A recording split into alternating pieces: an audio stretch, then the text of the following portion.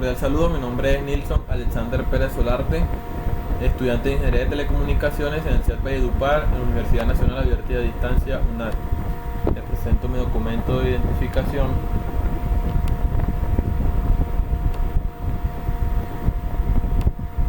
Bueno, el presente video les hará conocer la forma en la que lleva a cabo la realización del paso 5 de la tarea 1, Fundamentos de campo electrostático.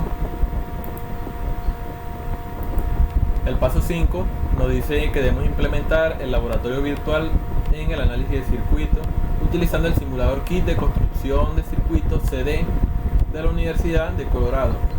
Primero que todo nos piden construir un circuito para encender una bombilla, como en la imagen. Aquí ya estamos dentro del laboratorio virtual, kit de construcción de CD, y aquí tenemos el inciso A donde nos piden construir un circuito para esa bombilla. Aquí tenemos la bombilla y la fuente de voltaje, y como podemos ver está bien organizado, ya que la fuente transmite la corriente para encender la bombilla.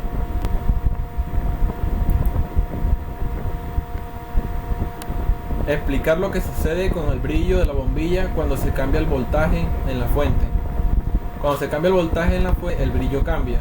Entre más voltaje, más iluminación experimenta, y menos voltaje, menos iluminación. En pocas palabras, el brillo es directamente proporcional al voltaje de la fuente. El inciso B piden construir un circuito para encender dos bombillas. Ahí lo tenemos, y aquí en el tenemos la fuente de voltaje y lo encendido. Indicar la forma en la que se debe desconectar, en la que se deben conectar las dos bombillas en el circuito, de modo que 1. Una bombilla se desconecta, ambas bombillas se apagan. Como lo podemos ver,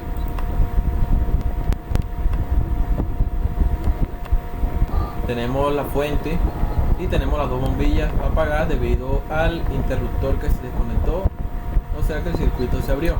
Aquí también lo podemos volador, lo podemos ver, ahí se apagan las dos al desconectar una de las bombillas.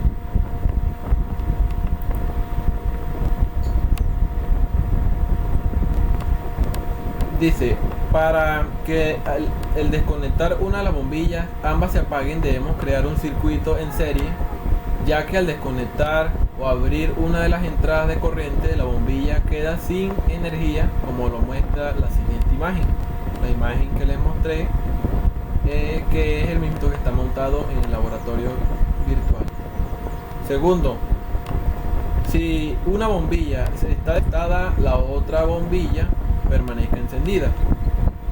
Para esto vamos a montar el circuito de la siguiente manera. Aquí en el laboratorio virtual, aquí lo tenemos.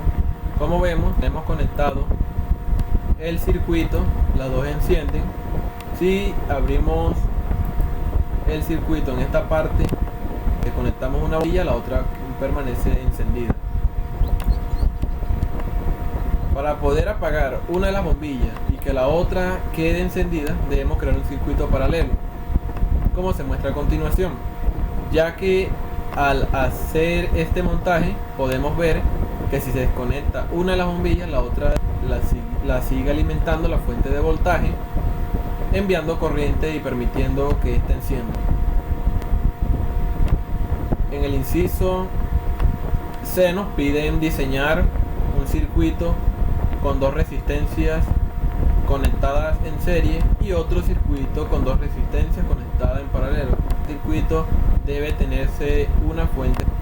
Aquí tenemos los dos circuitados, aquí los tengo en el simulador virtual, están montados los dos.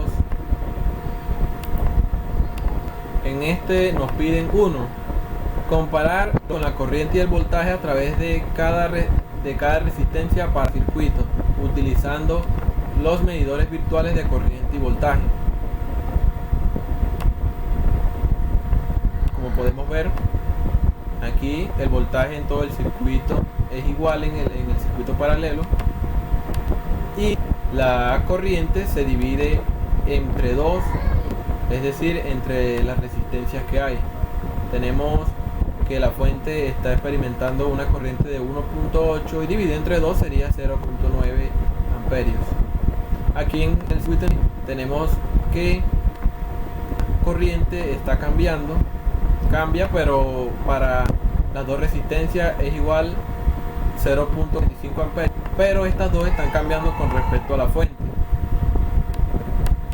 En el voltaje tenemos 4.50 voltios, que quiere decir que se está dividiendo el voltaje entre las dos resistencias. Aquí en el circuito en serie, el valor de la corriente es igual en todas las resistencias del circuito, y el valor del voltaje en cada resistencia es menor al de la fuente de voltaje.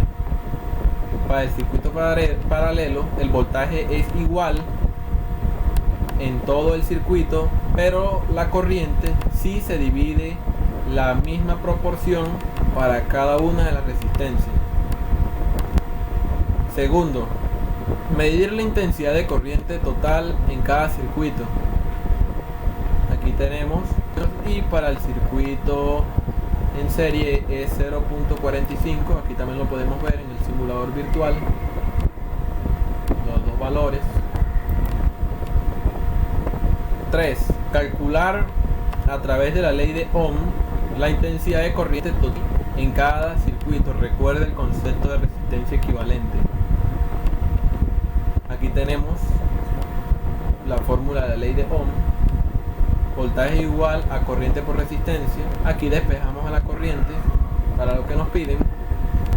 Para el circuito en paralelo, hallamos para cada resistencia la corriente, como lo podemos ver. Sustituimos 9/10 para la corriente 1 y para la corriente 2, y los dos nos dan 0,9 amperios. Y para poder, ¿cuál es la intensidad de corriente total del circuito en el paralelo? Pues se sacan por dividido cada una de las corrientes de cada una de las resistencias, que en este caso se suman para ver el total, que es 1,8 metros. Quiere decir que la solución es correcta teórica y simuladamente. Es con la misma fórmula que se despejó, reemplazamos, pero ya aquí en esta parte lo que debemos es sumar las dos resistencias, que son de 10 ohmios cada una, serían 20 ohmios, y ahora reemplazamos, sería el voltaje 9 y 20, que es igual a 0,45. Como podemos ver, los dos resultados simulados y teóricamente son verdaderos. Por último, nos podemos comparar los resultados de los literales 2 y 3 y deducir lo siguiente. Al comparar los resultados 2 y 3 podemos ver que son similares, es decir, que el procedimiento teórico y simulado es correcto. Muchas gracias, esto fue todo.